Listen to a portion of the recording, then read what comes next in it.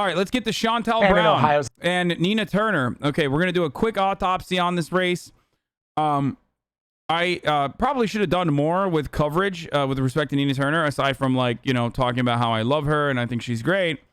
So that I will admit, a lot of people were fucking very frustrated with me. And those people who are frustrated with me are probably going to be even more frustrated when they hear what my analysis has to be with respect to this race. Nina Turner had one internal poll that showed her in a 35-point lead against Chantel Brown, who is a local politician from the Ohio Democratic district, the Ohio district, a district that is predominantly black, a district that I believe went to Joe Biden by like an insane margin, like 30 points or something. And when Nina Turner had a 35-point lead, well, that's when the Democratic establishment decided to take matters into their own hands. His 11th district, an establishment Democrat clinched a major victory over the progressive candidate in that primary. Chantel Brown received more than half of Democratic votes. Nina Turner, a former Ohio State senator, came up short with just 44% of the vote. And now Brown is the favorite to win in a blue district that includes parts of Cleveland and Akron. I have never lost sight that I do this work. The election turnout was abysmal. For the people. Yeah. That has always been my foundation. That has always been my moral compass. That has always been my guiding force in this work that I intentionally describe as public service, because I know I work for you. I live in the 11th. Chantel was a lot more popular, so that makes sense. Not necessarily. It doesn't make sense, and I will explain to you exactly why, despite the fact that you live in the 11th district. The reason why you thought that Chantel was a lot more popular was probably because of the overwhelming amount of ad spend that favored Chantel in comparison to Nina Turner. When we saw that 35-point lead, immediately what ended up happening was this. Check out the bag dropping ahead of tomorrow's Ohio 11 primary. DMFI has spent more opposing Nina Turner than nearly all of the other outside spending combined. Now, do you know what the DMFI is, chat? The Democratic Majority for Israel PAC, a PAC that was created to attack Bernie Sanders and call him an anti-Semite, led by some of the same people that worked in the UK against Jeremy Corbyn. So why is the Democratic Majority for Israel spending nearly $2 million? That's so crazy. That's so wild. There are some reasons why Nina Turner, unfortunately, was met with a lot of opposition, or at least left herself weak to Oppo attacks. One of the main reasons, of course, is, and I will give you the breakdown. One of the main reasons, of course, is that outside spending that is not directly led by the campaign itself, by super PACs, were able to dump an unlimited amount of funds into opposing Nina Turner, and regular PACs that Nina Turner used were still basically saying, like, they were basically still coming out of Nina Turner's campaign. There's a difference between like a random outside group making these negative attack ads and flyers that showed Nina Turner in opposition to like all of these policies that she is fully on board with, showing that Nina Turner said that I would rather eat shit than vote for Joe Biden, showing that Nina Turner had actually campaigned for Jill Stein. These are things that you will never recover from, especially when you consider the way that the current political fucking the current political climate works. Nina Turner looked like she was anti-Joe Biden for understandable reasons at a time when everybody loves Joe Biden. Okay, that's the fucking reality. It's not going to work if you're for a lot of older, more conservative voters within the Democratic Party, a lot of older black voters, for example, that look to, the Congressional Black Caucus, which of course immediately supported Chantel Brown. They're going to see you shitting on Joe Biden. They're going to see you basically causing Trump to win in 2016 by supporting Jill Stein, despite the fact that her personal support for Jill Stein is inconsequential in the grand scheme of things. But like, good luck explaining that to people at a time when, like, you have very limited opportunity to be able to explain that, and messaging is really tight. Yeah, so she lost. Unlike the phony leftist tweeters celebrating Turner's loss, I was on the ground in Cleveland. Wait, what do you mean? Who the fuck was celebrating Turner's loss? Who the fuck is a leftist and celebrating Nina Turner's loss?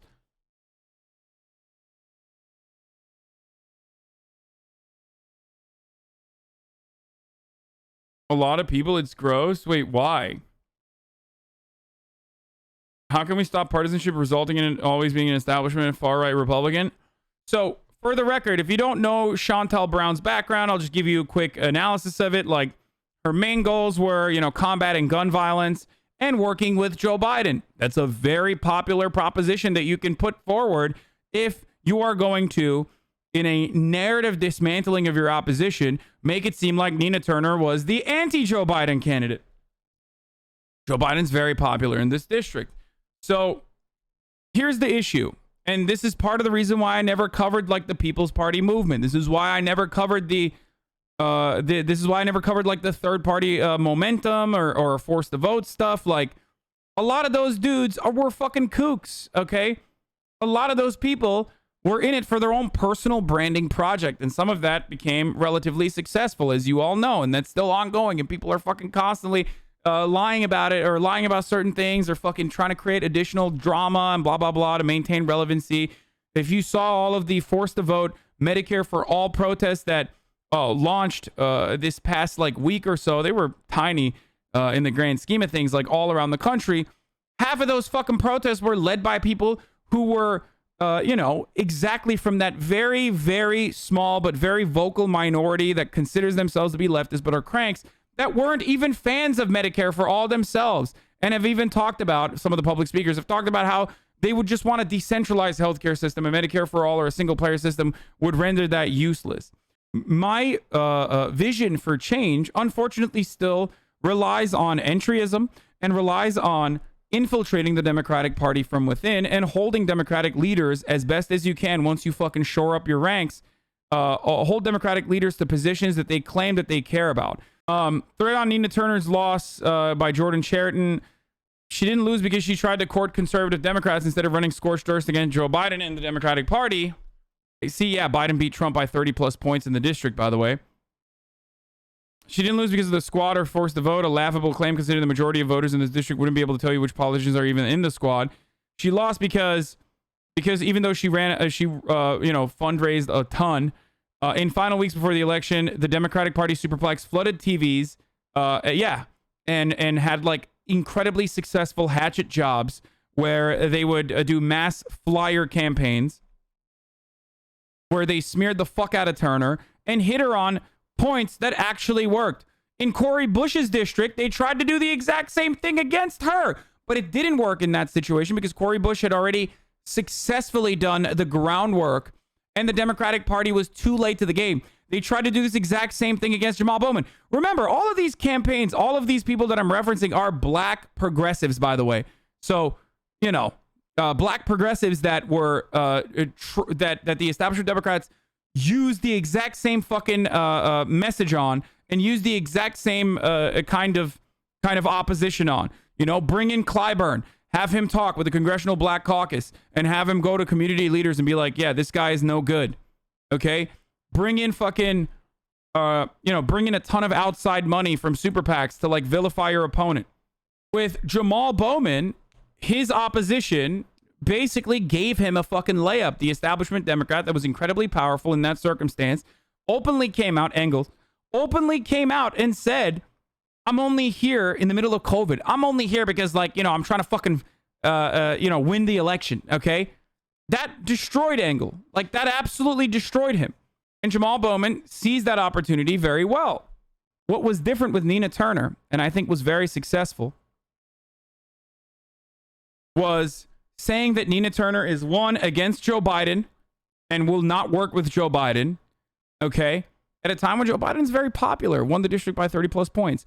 Saying that she was against like a bunch of policy positions that she's actually in support of, with flyers that, destroyed her with a very successful flyer campaign.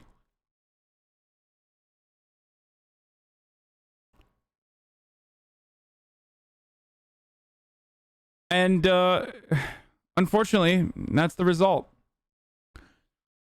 Not only TV ads, but you couldn't drive around Cleveland without seeing large billboards quoting Nina's bowl of shit Biden comments. Yeah, you can't say that. Sorry, guys. You can't. You have to be either like a proven politician that like is a once in a lifetime candidate and be able to survive saying like, I'd rather eat a bowl of shit than vote for Joe Biden, which is very difficult. Like, it's probably not going to happen, or you're fucked. You agree with your uncle about how she should have kissed Biden's ass and the black woman thing? I don't think she should have kissed Biden's ass per se, but I think that that hurt her a lot. I'm sorry. You got to do politics. AOC does it real well, and a lot of fucking people get mad at her for it, and sometimes she does it too well. I didn't realize how supportive the district was of Biden/Clinton over Sanders in previous elections. For what it's worth, it was a pretty big risk for Nina Turner to bring in Bernie Sanders for a final week rally in Ohio 11. A district Sanders lost more than 2-1 against both Clinton and Biden. Yeah. Nina Turner's campaign didn't go negative against Brown until a few weeks before the election. By the time they did, the millions worth of negative ads against her had already been on TV for a while. Multiple sources other than the flood of volunteers that came in. In the final days before the election, knock on doors for Turner, the campaign did not have a strong ground game field operation. In particular, voter turnout was particularly low in Akron, an area Turner had to run up the score. She won there by a point. For people trying to simplify Nina Turner's losses, she ran as a Dem. Please realize those folks have no idea what they're talking about and are just reactionaries doing a damn good job of dividing the left. Jordan is correct. Turner was up by 35 points just 2 to 3 months ago running as a Democrat.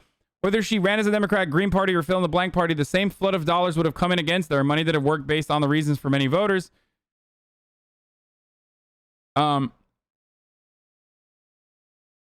Folks shouldn't be trying other paths like a third party or, in my view, the most effective economic boycotts, but anyone telling you Turner lost because she ran as a Dem didn't run scorched earth enough again are simply uninformed reactionaries who are more interested in ranting. Yeah. Have a huge Jewish community, dude. That's why it's incredibly dumb to run Nina freaking Turner in that district or anywhere really. That lady is nuclear toxic outside of Twitter, LARPing, left bubble. Look, I think Nina Turner's brand of politics is very fucking aggressive. I think there needs to be somewhere in between Bernie Sanders and Nina Turner. Okay, you gotta find a good fucking medium where like you are a firebrand and you're fucking, you're cracking that whip when you go out there. But you're not as timid as Bernie Sanders is, and you're not as aggressive as Nina Turner is. For the people who are fucking saying like, oh my God, like Nina Turner is incredibly toxic. Like, so Cory Bush, yeah, I mean Cory Bush is like literally fucking. Cory Bush is aggro too. But Cory Bush is a good medium. It's absolutely not true. Nina Turner is beloved by the people she served in her local community. I don't disagree with you. I think that person was being a little aggressive with the fucking takes that they had about saying Nina Turner is like not loved. Anyway, what makes her so toxic compared to some Republicans running a full tilt death cult? What? Dude, are you kidding me? Republicans will vote for anyone. Republicans vote for the toxicity. Whereas Democrats are not used to that. They find that to be like risky. Democrats love, especially older Democrats, love voting for a don't rock the boat candidate. Cory Bush lost her 2018 primary by 20 points and is now in Congress. There's hope Nina can run again in 2022. Yeah. No, she wasn't too left. That's not a real thing, dude. Shut up. Let's see what Dave Waggle had to say. Amazing that Turner watched the establishment candidates consolidate against Sanders and DMFI, pound him with negative ads, then had no effective fight back when this happened to her in Ohio 11. Brown did not have Biden's high name ID / positive image with primary voters, but she effectively used a relationship, fudge local electeds, CBC, to become the clear Turner alternative, at which point PACs moved in. Once that happened, Turner started flailing. Candidates don't always lose when this happens. Elliot Engel had the same sort of support, Clinton endorsement, DMFI PAC hitting opponent with negative ads, but Jamal Bowman's campaign navigated this and won. Part of the reason why Jamal Bowman's campaign navigated this is because, like Nina Turner could have used the like Chantal Brown has a lot of fucking weaknesses too, and the Nina Turner campaign did not pummel Chantal Brown in the potential ethics probe, for example, that she was undergoing and she's been undergoing. for the time being. Like, in April, Brown was at the Cuyahoga County was a Cuyahoga County Council member and voted to award millions worth of contracts to companies connected to her romantic partner and campaign donors. And like, this was something that the Nina Turner campaign could have effectively fucking pummeled Shontel Brown with, but unfortunately they didn't have a lot of they didn't focus a lot of expenditure on negative campaigning. What the campaign itself is supposed to do is hype up the positives of Nina Turner, and then what outside spending is supposed to do in the form of super PACs is shit on the other candidate and basically flood the market with every single negative thing that Shontel Brown has ever done. That's precisely what the Shontel Brown camp did, and they did it very successfully. They fucking literally distributed a fuckload of flyers, every TV ad, billboards all around the fucking billboards all around, showing that Nina Turner had said, I would rather eat a bowl of shit. I fucking, wanted Jill Stein to win. I can't pay for Jill Stein. I don't want to work with the Democrats. I don't want to work with Joe Biden. That's how they effectively portrayed her. And of course, for a lot of, older voters, it didn't work. Given how close it was, could Turner have won and she recanted her criticism of Biden at the start of the race when people weren't paying much attention? Any reporter who was there will tell you the have a bowl of shit line stuck with voters, even as folks on here rolled eyes. I was one of those folks on here who didn't think the line would be as effective as it was. Had Biden lost, who'd have cared? But he won and had 99 support from Democratic primary voters. Exactly. I'd mentioned this podcast interview in my own interview with Turner. Her analysis of how the left can't be caught by surprise when the establishment consolidates against it hits different now. Anyway, I think the establishment Dems saw Nina as a threat for a future presidential primary, so went all in on attacking her. No, dude. There were a lot of people who fucking told me this too. Dude, no.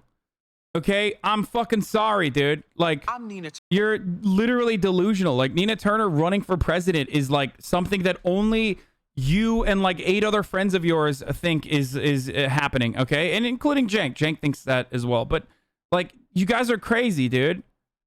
Unfortunately, she has to test their mettle in elections that are smaller in nature without like, it's not just like a state representative seat, but like an actual fucking Congress seat, or even a Senate seat, and then we can have a separate conversation. But right now, she has a lot of fucking weaknesses. Unfortunately, I love Nina Turner. I think she's fucking dope. Okay, she's very passionate, and I love her. But unfortunately, one, she is something that timid, scared, racist white voters are going to be terrified of, okay? An outspoken black woman. So that, whether we like to admit it to ourselves or not, is already putting her at a fucking literally much worse position overall, a much higher ladder that she needs to climb, okay, than anything else. That's the sad reality in this country, because most people don't look at you and look at your policy positions. Most people look at you and they feel out the vibes, okay?